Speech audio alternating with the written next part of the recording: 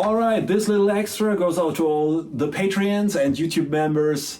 Thanks, Ken, for asking the question about chord tone targeting. As a little bonus tip, I would suggest everybody to learn the diatonic chord shapes in a specific order.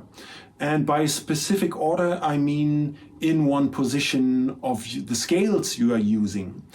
That means if you are very familiar with the A minor pentatonic, then start with one position of the A minor pentatonic. This can be your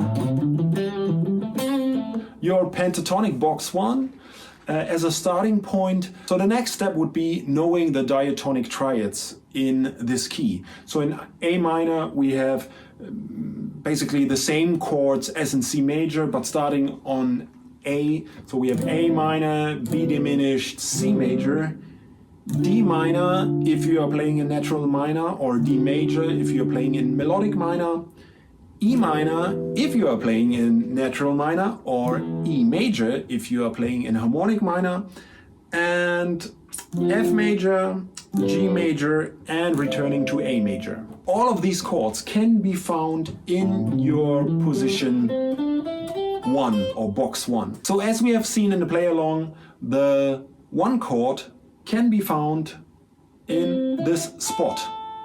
Can also be found here, of course, but for the sake of simplicity, we have this one here.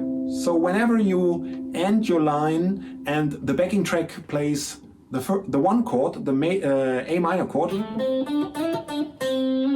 you can end on one of these notes. The second thing you should practice is, for example, ending on the 4 chord. So when the chords go to D minor, which is quite often the case, you can use this triad over here. This is in between or within the pentatonic box. You can even add the F as a spicy note and breaking out of your pentatonic scale.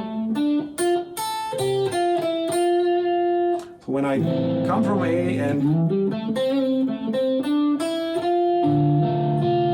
go to D, I can end on these notes. Let's say, to mix things up, we go to E major next, which is the 5, the major 5 of A minor. You can bring even more spice into your playing by realizing that this is the triad shape which is closest to our pentatonic box 1, which is in between box 5 and 1. And you can break out of your box by playing the B on the G string. The E on the B string would be within the pentatonic shape, or by playing the G sharp, which leads into the 1 chord following most of the time. You can go through all of the diatonic chords. You are not limited to the 1, 4, 5, but I think it's a good starting point. You have F major right here. You have D major right here in case you're playing melodic minor. You have a C major right here. What else do we have? G major right here. And what is missing? B diminished, which is always a bit tricky. But the diminished chord, just a side note, I always understand the diminished chord as a dominant 7 without root. So for me, the B diminished equals a G7 without a G. This carried me away a bit, but please check out the PDF file and the cheat I put to this post. There you can see the shapes within this pentatonic. If there are any questions, please let me know and enjoy your time. Thanks for your support and see you next week. Bye.